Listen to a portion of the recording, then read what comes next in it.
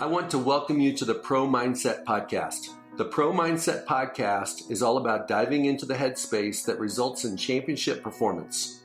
High-performing athletes, winners, have this mental flow and have a positive headspace for their performances and success. Join me, Craig Domann, sports attorney and NFL agent, on this podcast. I will interview pro athletes, college athletes, football coaches, and sports personalities. Together, we can discover how you can get in the flow and have your own pro mindset.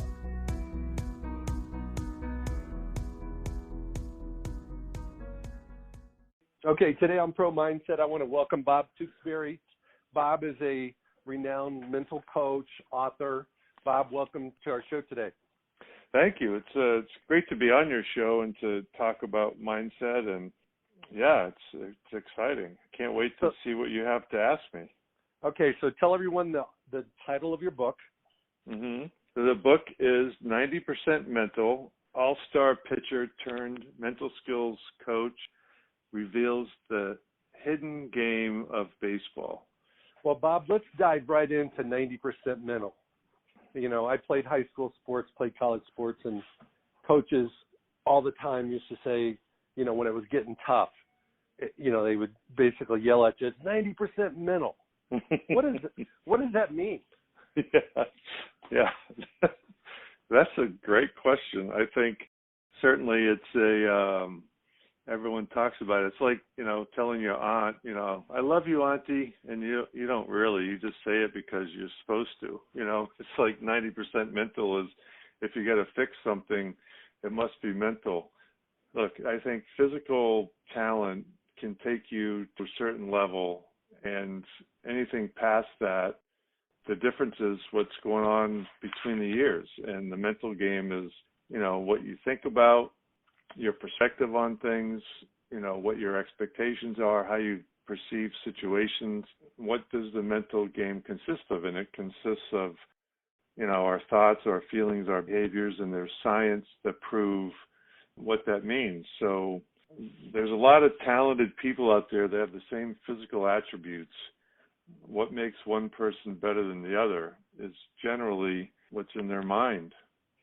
100% agree with you about the 90% mental, and I totally have seen over and over again that when you have similarly situated athletes, guys that have similar skill sets, height, weight, and speed, arm talent, things like that, depending on the sport, depending on the position, the thing that allows guys to compete at a higher level is obviously the mental game, and the thing that helps guys perform at a level beyond their physical abilities is always their mental game.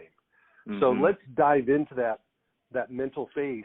You as a pitcher, when you were in the zone, where was your mind? And how did you get there? And how did you intentionally try to get there? And what did you do when you got out and you needed to get it back? Yeah, well, it's trial and error. You don't think about anything. You're hyper focused on the task at hand. Your movements are smooth and easy. You're not worried about consequence or failure. You're just focused in what's going on. And, I think that there's a lot of people that try to get in the zone on a regular basis. My belief is, and there's a lot of research on this, and this is just my belief, but my belief is that those moments happen when everything clicks are rare. And the majority of the time, it's managing the emotions that will allow you to get through certain aspects of a game to be successful. I had a perfect game for 7 innings in 1990, and I knew what was going on. I was totally aware how important this was, and I ended up with a one-hitter. That game was easy. And then, there's other games in the right from the first inning, you start out like the guy hits 3 rockets and the next thing you know, you're reeling.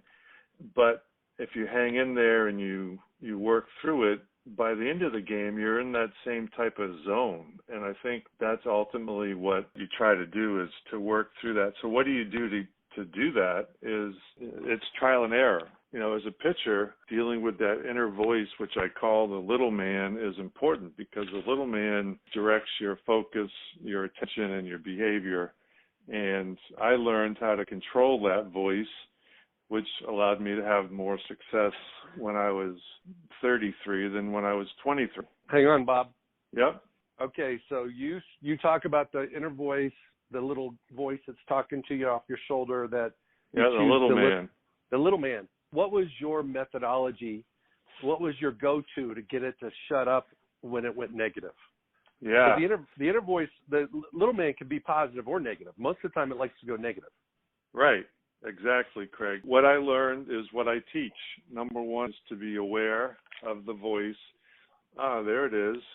That's what amazes me about Tiger. Sometimes you'll see him tee a ball up and then he'll start a swing and he stops, or he'll get on the tee box and step behind it.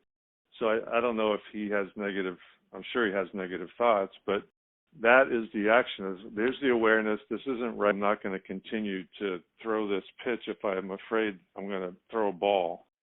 So the first part is awareness. The second part is to erase or delete. I used to hit my glove with my leg or literally shake my head like I was shaking, these negative thoughts out of my head. And the third part was to breathe so that I changed my physiology, take a deep breath, okay, reset. And the fourth part was to reframe my action on the task at hand. All right, throw a good little pitch, whatever that was. So that's my process for doing that. And sometimes you have time to make that change. As a pitcher, if I'm on the mound and I have that thought, I can step off. Sometimes it happens when your body's already in motion and it's too late. Like, oh God, and then it's too late. I shouldn't have thrown that pitch. So that's my answer to resetting and working with that, because you can't not think it. Everyone says, think positive. Well, what does that mean? Thinking positive doesn't mean you're going to have a positive action, because, it's not focused on the task. What you should think on executing the task. I want to hit the ball at this spot in the fairway. I want to, hit the back of the rim. Not, I'm a good player and I'm going to make this shot. That doesn't hurt, but I believe in being more focused on the task. Okay, Bob, so let me give you a fair introduction here. You played for 6 Major League Baseball teams as a pitcher. You won over 100 games, and you had a one-hitter. Mm-hmm. And so as a pitcher, you run into these kind of situations. It's the first batter of the game. That's only going to happen one time in the game. The second thing that can happen is it's 3-0 count. Bases are loaded. Mm. And it's a tie game. You're up by 1, you're up by 2. But the reality of it is, whatever the situation is, you got to get the batter out. Mm-hmm. And you're down in the count, and the next pitch is a must strike.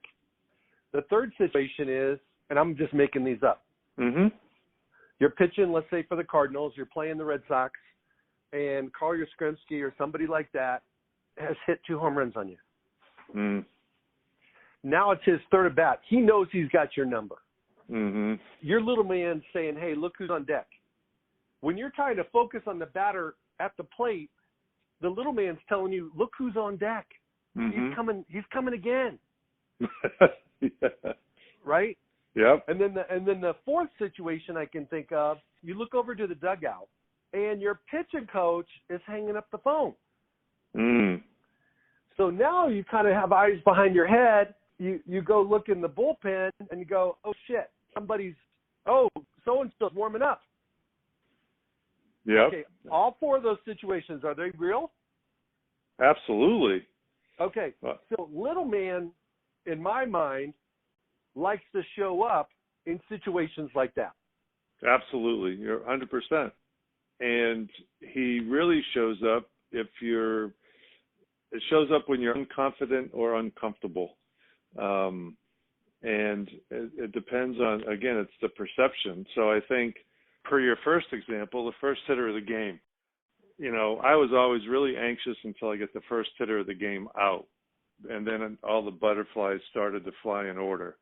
If the first guy of the game got on, then my little man voice may go, okay, well, I just got to get a double play if I'm feeling good. If I'm in a funk, it may say, oh, shit, here we go again. You know, the 3-0 count is a great example because, you know, you don't want to walk in a run. It's late in the game. You have to throw a strike. And if you're thinking about, I have to throw a strike here, if I don't, I'm going to give up a run, then you're going to throw a ball and you're going to give up a run. So that's a key point in which you need to step back and say, okay, throw a good low fastball here, and then you got to do it again. He's probably not swinging at the first one, so you could steal a strike, but he's more than likely going to swing at the second one. So that's going to be a good pitch. But because you've thrown the 3-0 pitch over, you're starting to get a little bit of confidence. You know, I never faced Yaz, but certainly was a fan of his and know him. But, you know, it's no different than Bonds or McGuire being in the on-deck circle, and you're thinking, you know, I don't want to face him, so that voice escalates, like, I better get this guy out right here. So it just starts putting pressure on you, and it takes away from the focus of the task at hand. People have, you know, defined what mental toughness is, and, you know, a number of colleagues and I have talked about this. I think it's focusing on the right thing at the right time without distraction. That's mental toughness. And I think when people are not mentally tough, or when their game has cracks in it, is when they don't focus on what's going on, whether it's the little man or whether it's some other distraction, you know, the pitching coach picking up the phone. That happened to me in Toronto my rookie year. It's funny when you were saying that, Craig. I was pitching that exhibition stadium, the old home of the Blue Jays. It was the first inning. I must have got the first two guys on base, and I look over and the bullpen's going. That's a shot of confidence right there, right? Yeah, Lou Piniella was a manager. Lou didn't like me because I didn't throw hard enough. He didn't like pitchers to begin with. But it pissed me off, and I ended up pitching, I think, into the middle innings, which was a good response to that. Obviously, it was a jolt to my confidence when I looked over and said, you got to be kidding. It's the third hitter of the game, and he's got the bullpen going already. Okay, Bob. So there's typically 3 time zones that athletes live in. The first time zone is like the night before or the morning of a game. The people haven't started coming through the turnstiles and coming in the stadium yet. So there's a space between where you're at and when you're going to be performing. Mm-hmm. The second one is at that moment before you do a repetition, before you do a play, whether you're batting, whether you're a quarterback and you're taking the snap, or a pitcher and you're throwing a pitch. That little man likes to show up big time right there, right? Mm-hmm. And then the third one is every sport has a flow where they push the pause button. So for pitchers in baseball, it's obviously when you guys are on offense. Mm-hmm. You're up at bat and you're hanging out in the dugout. It's not before the game. You're not ready to throw a pitch right this second, but you have a chance to kind of collect your thoughts and come up with a new strategy, juice up or pump up your confidence, or, you know, let the seed of doubt take over. Mm. So how do you recommend your athletes and performers in those 3 different time zones to potentially put duct tape on little man? I love that. That's a great picture. Duct tape for little real man. Duct tape that dude. Well, yeah, no, that's great. Well, I used the same strategy for all 3 times. And I'll tell you what I used. I said, throw strike 1, get the leadoff hitter out. Throw strike 1, get the leadoff hitter out. Throw strike 1, get the that was my mantra before, you know, hours before a game when I was anxious. That was my mantra in between innings to stay focused, because it is easy to get distracted when you come in from the dugout or from the field into the dugout, especially if you have a long inning, you know, when you're sitting there for a long time. you have a pulse and tempo to the game that, gets broken. And that happens. Pitchers oftentimes have a long inning and go back out and just seem like they've totally lost their mojos. And so I like to call these words or phrases anchor statements.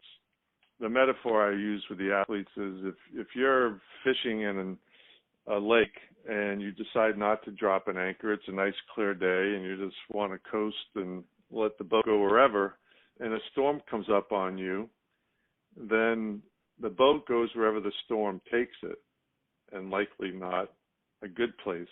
The same thing happens in performance. If athletes don't anchor themselves with something that they can weather the storm with, because storms will happen on every game, then your performance will crash. And so why not drop an anchor? And these words or phrases like throw strike one, get the leadoff hitter out, are meant for me are ways to keep me from the other distracting internal voice that needs to be duct taped from taking over. And so developing those anchors is it's something that's very personal, but it's something that's focused on the task or a feeling that is just a healthy distraction, so that you don't lose your focus on what you're about to do, no matter if it's the night before or leading up to the game or in between innings. So where my brain goes when you share that information about anchor statements is validating your identity. As an athlete, you need to know that you're a baller. You're the dude. You're something. You get to pick who you are. It has to be something that obviously is extremely positive. If I was going to coach my son quarterback in college, I would say, hey, son, when you throw a touchdown pass, what kind of emotion does that give you? When you kill a DB who's been talking smack to you all game, you beat that guy, what kind of emotion do you get? Mm-hmm. I would replay it back to him and say, that is an anchor statement. Mm-hmm. Because the reality of it is you're playing, it's almost like you're playing cards, and you get to choose whether the little man has a trump card or not. Exactly. Or do you have a trump card that trumps what he's got? Mm-hmm. Right? It's kind of a dance that goes on during a competition that when you're feeling it, you got the trump card, and when you're not feeling it, you feel like the little man's playing the trump card. No question. And I think you're right, Craig. I think, the feeling associated with that, those emotions are powerful.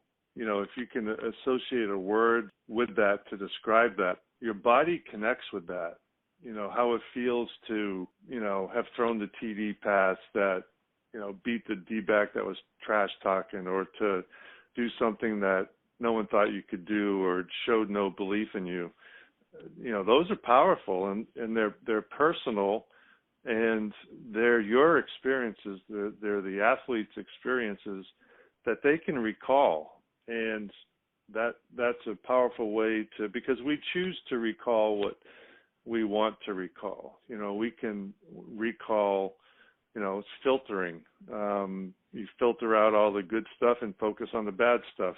And that happens a lot with people that think that they have to be perfect, or if they have unrealistic expectations. So you're right. And I think that, those words or phrases can be built from an emotional response, just like you mentioned. Okay, Bob, and I'm sure this happened to you, even though you didn't throw a lot of balls, it doesn't look like from looking up your history. No. And no pitcher throws all strikes, but hey, you did a pretty good job. You're in a particular inning, it doesn't matter. And the first batter up, you go 4 balls and walk him to first. Mm-hmm. The second batter, your little man is saying something like, here we go again. Mm-hmm. And the first 3 pitches are balls. So you've thrown 7 balls in a row. I wouldn't know what that felt like, but I can. You've seen it. You've seen it. I've seen it. Okay. Yeah. Okay.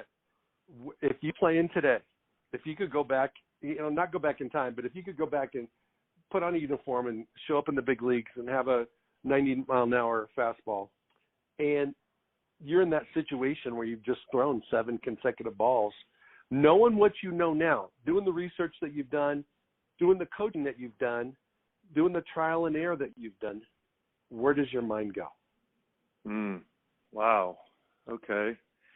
So where the mind goes, well, it starts after the first guy.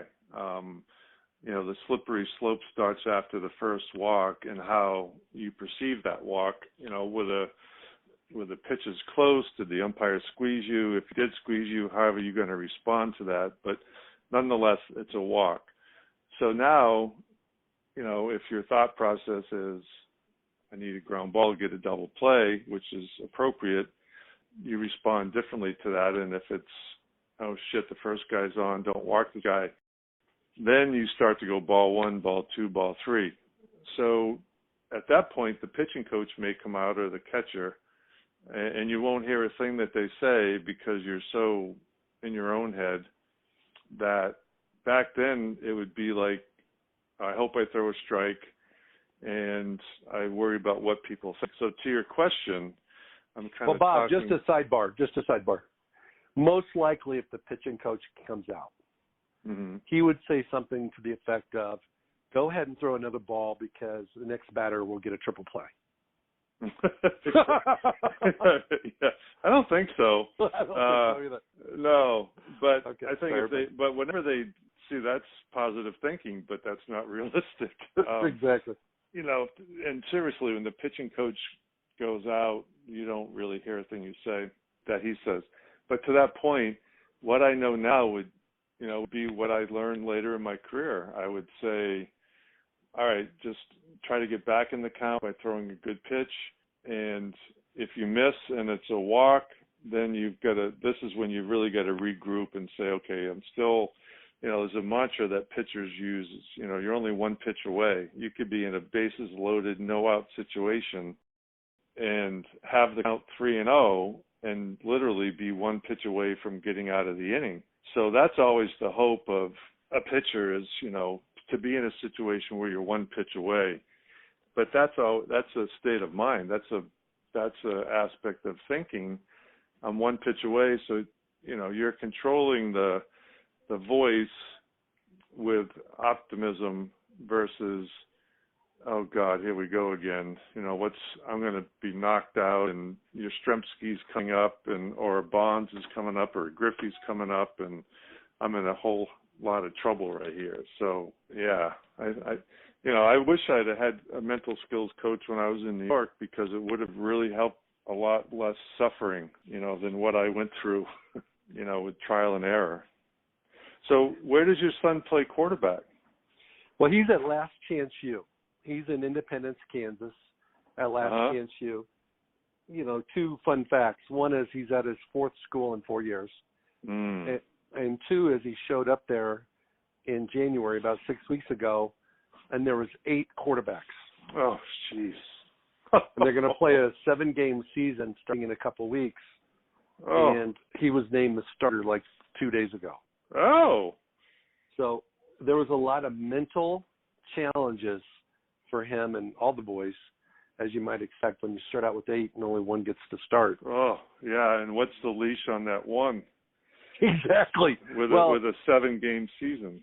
Well, it's really a 1-day contract. Yeah. It's like tomorrow. If you don't take care of business and practice today, that could change tomorrow. That's true. Yeah. Right? Football's all about what are you doing for me now? Exactly. Then I have another son that's at Nebraska that's a starting outside linebacker that led the team in tackles last year. Wow. Cool. Exciting. So they're taking after Dad a little bit in the football route. They've taken it a lot farther than I did, and they're a lot better than I was. And so the thing that that's why you went to law school, right? Absolutely. Well, one of the things that I've learned is that exactly what you teach and coach, which is the mental aspect of the game, is where you get your edge. Mm-hmm. So how can you help your kids be the best they can be? And it's certainly from the mental side. Totally.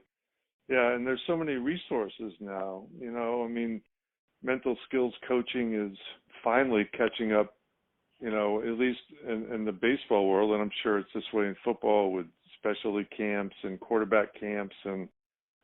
But in baseball, they people started out, well, I'm going to get a hitting coach or I'm going to get a pitching coach, and youth level people, and then it's strength and conditioning, and it's followed the same pattern as it did in the big leagues, where now it's people are addressing the mental skills part of this, and that's where I have a lot of clients that are 15 to 20 years old because they realize that the mental skill part of it is important, and so that's what happened in baseball. It started out with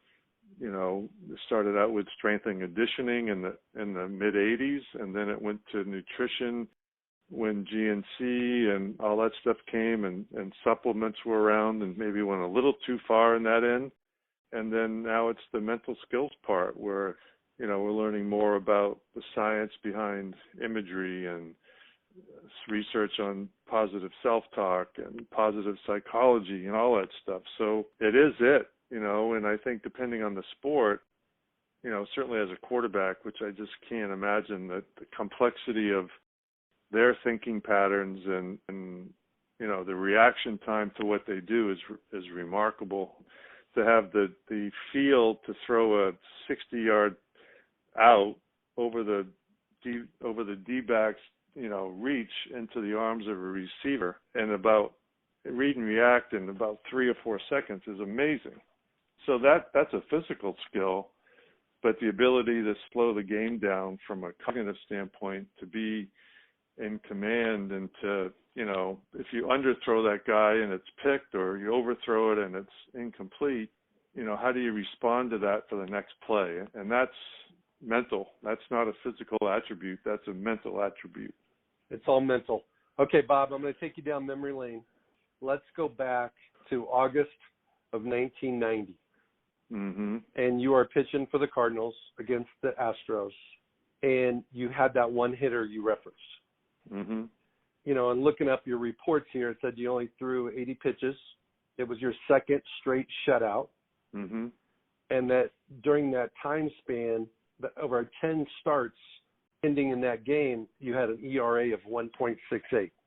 Mm. What the heck was going on in your life off the field? What was going on in your life, in your mind, during that 10-game stretch where you might have been one of the best pitchers in the bigs? Yeah, that was a fun time. I remember that, back-to-back shutouts. And I was trying to survive, Craig, and I had no idea what was going on because I really put myself into a bubble.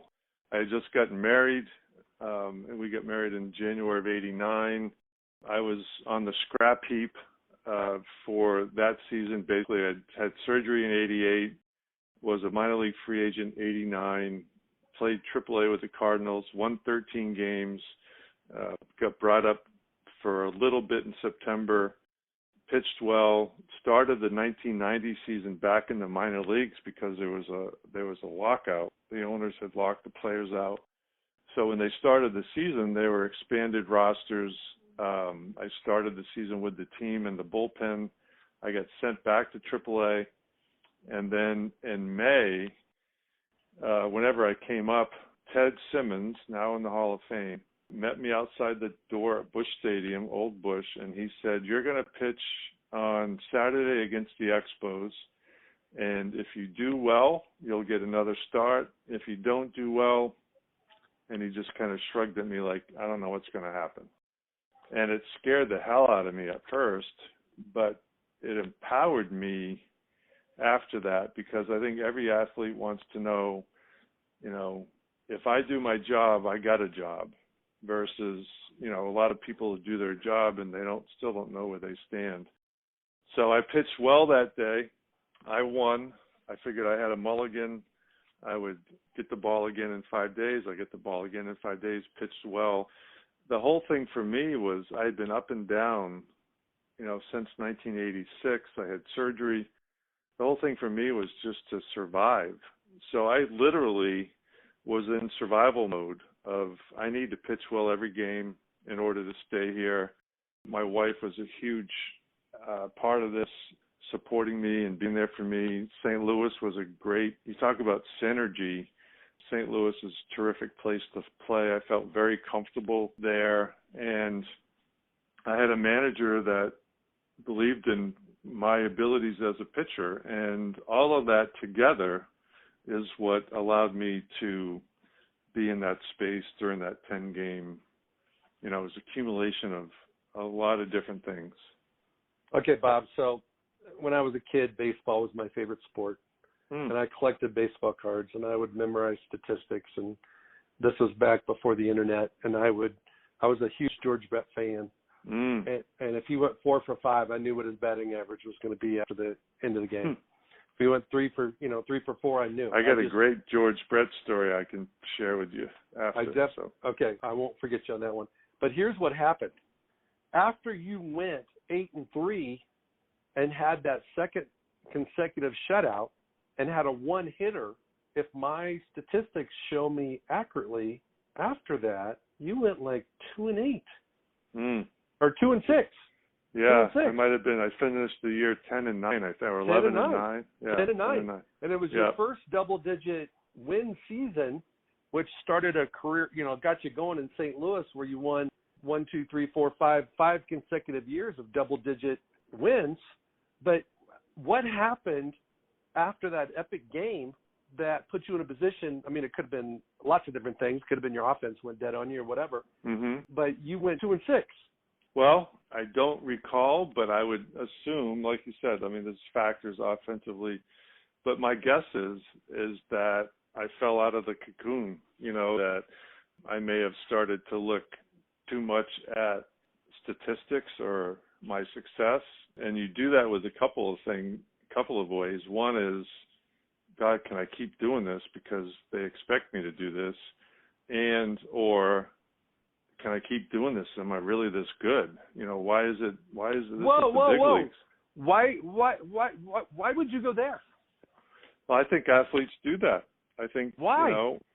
Because I think some people fear success or are not comfortable with it because they don't know how good they can be, and their internal self-esteem, if you will, of who they think they are does not match what they're capable of. I think there's a lot of people who underperform because they have a governor, if you will, on their own abilities.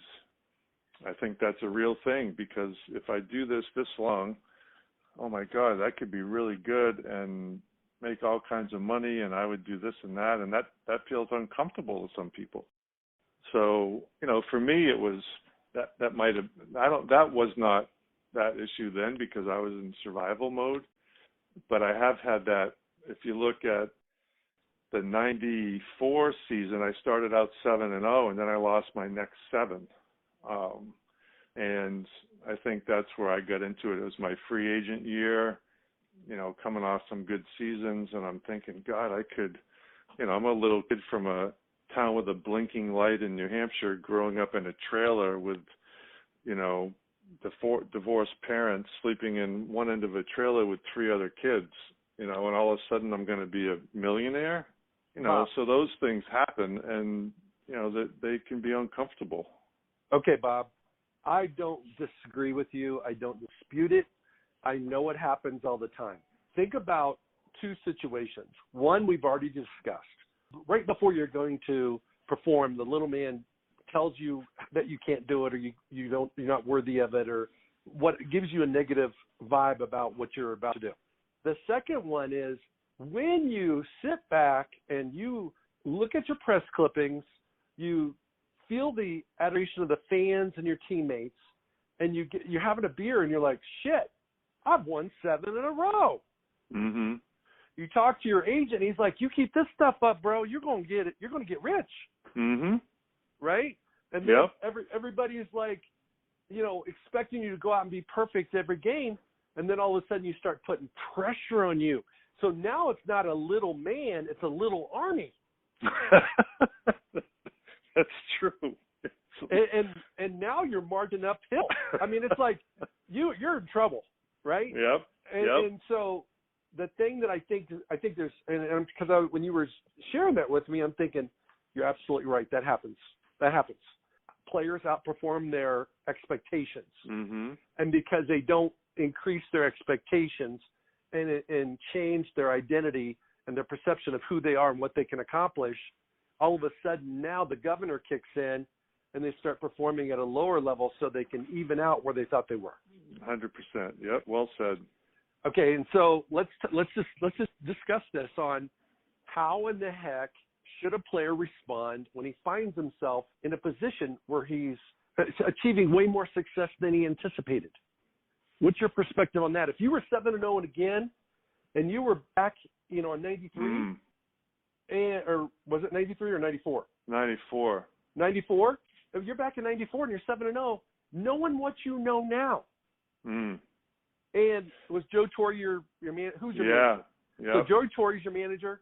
You got rabid fans in St. Louis. You're the toast of the town. They're talking about you differently than they've ever talked about you before. Your agent's calling you every day now instead of every 2 weeks. What would you do differently now? I would get back into my controllables of focusing on the next game, on the next pitch. I would really not focus on the stats or the future.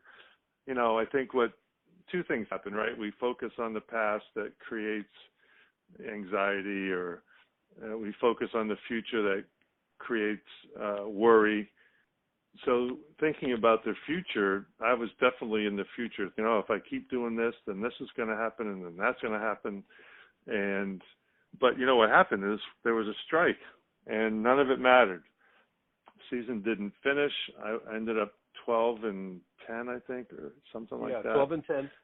And so the season never finished, and it was a moot point because I didn't free agency, and the big bonanza never happened. So it was a lot of wasted energy on my part during that stretch.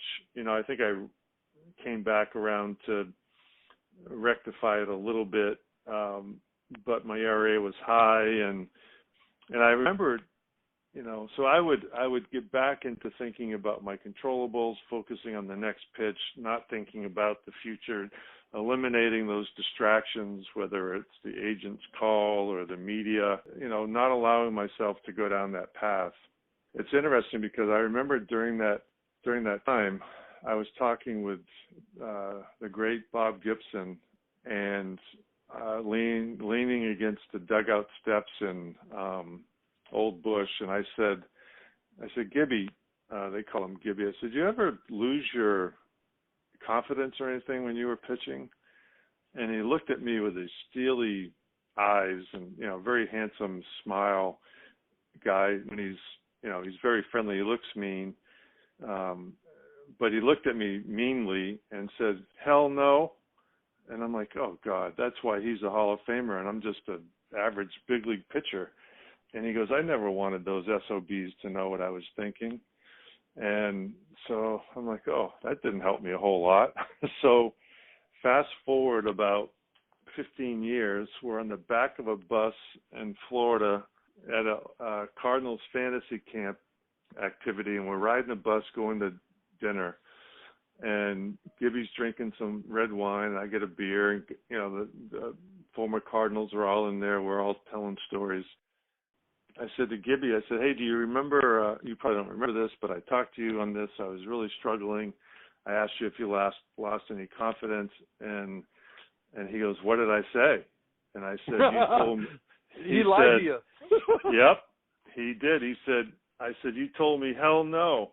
And he goes, oh, God, was I lying to you? Of course I did. I just tried my best to not let them know that I lost my confidence. And I'm thinking, now you tell me, 15 years later, and I remember talking to Paul Molitor, the same conversation. Paul Molitor, 9th on the all-time hit list, teammate of mine in Minnesota, one of the, great player. I said, Molly, do you ever, have you ever get to a place, you lose your confidence? And he goes, yeah. He said, if I am 0 for a series, I am 0 for 10 or 0 for 12 or something, he goes, I feel like I'm never going to get another hit. This is Paul Molitor. Oh, yeah. But the difference is, he said, but if I'm in that situation, I know I can bunt for a hit, or I can just hit a ground ball to the right side, because when you're in a slump, if you get a hit, you feel like you won the lottery. So he had a plan, and that's why he was so great, because he knew it wasn't a matter of luck that was going to break this. He had a little bit of control over it, using his skill, because he had speed, so he could bunt. And he had great hand-eye coordination, so he could hit the ball to right field on purpose. You know, all those big league guys can. But so anyway, those are a couple of stories about confidence.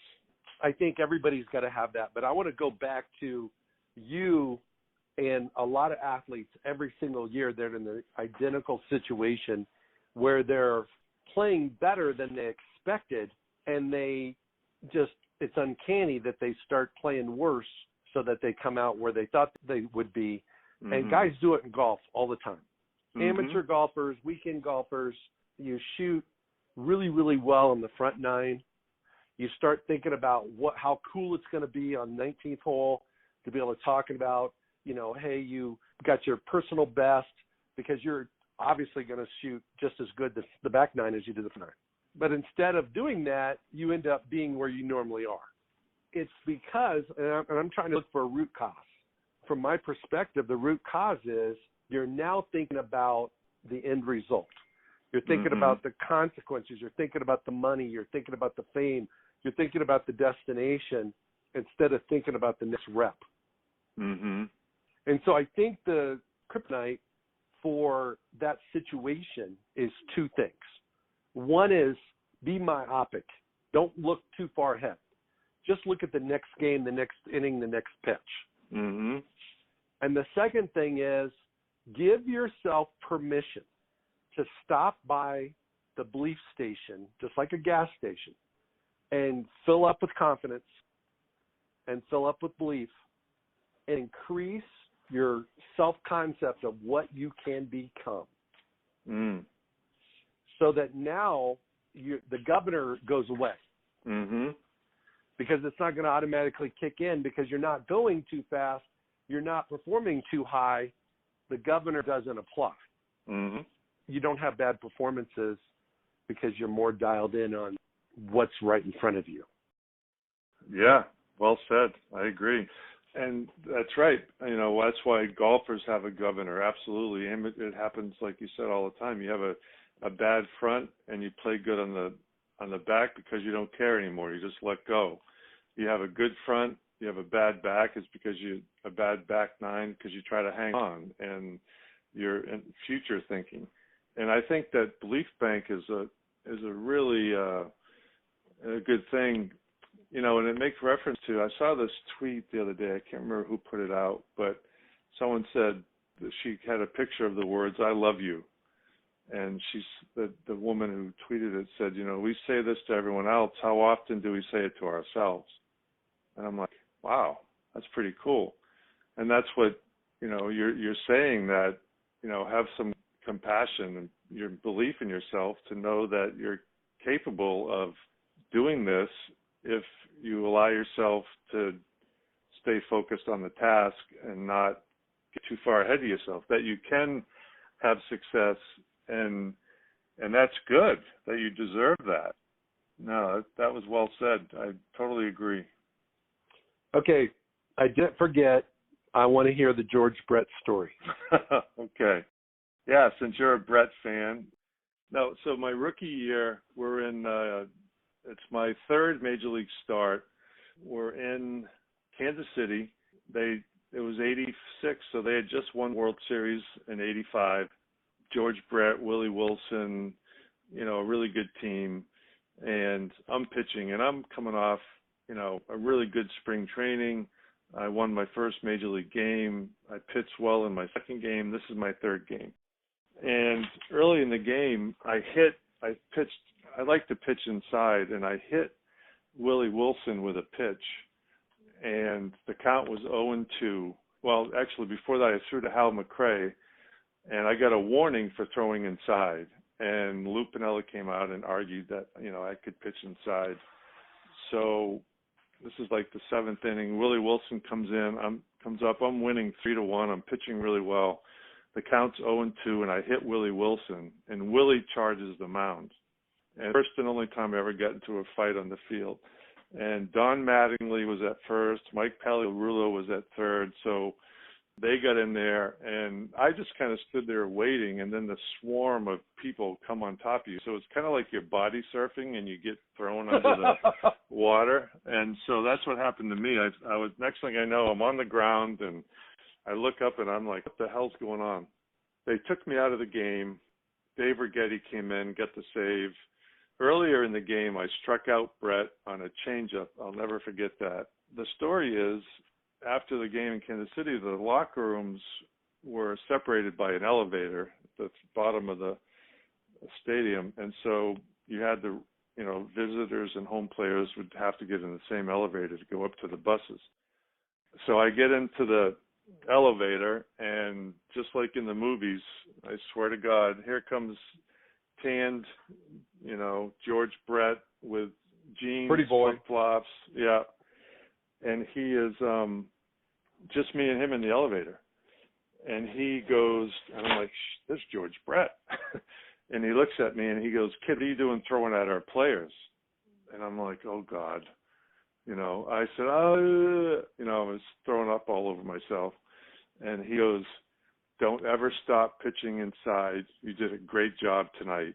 And the door opened to the elevator, and he got out, and I was just standing there going, what just happened?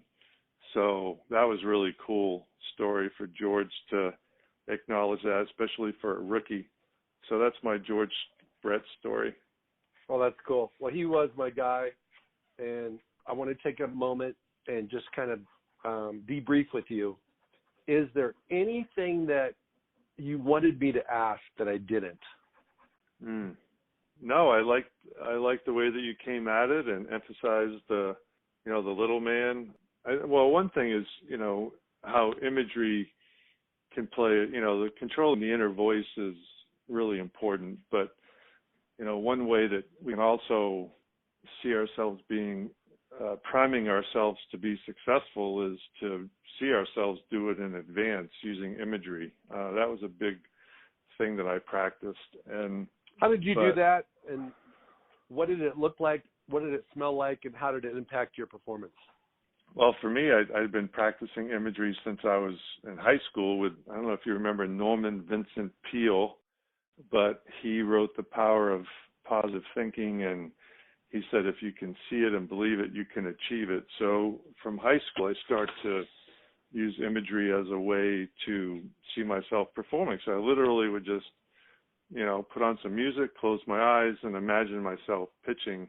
Did it in high school, did it a little bit in college, but then picked it back up when I got into pro ball. And it's just really powerful polysensory activity where you see yourself on the mound, you feel the ball in your hand, you feel the pitching rubber under your feet, the clay of the mound, and you see the pitch going where you want it or getting the result that you want. Maybe it's a ground ball. And I'll tell you this, that before I went to spring training in February of '86, I imagined myself walking into Lou Pinella's office and having him tell me that I made the team based on what Norman Vincent Peale said, if I can see it and believe it, I can achieve it. So the best result for me when spring training ends would be to walk in the office and have the manager tell me that I made the team.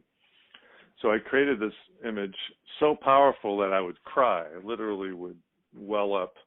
And every night before I pitched in spring training that year, I would go out on the beach with my Walkman back then, listen to music, imagine myself pitching against the next day's team on the beach, just dancing around, just really free and loose, throwing pitches, executing pitches.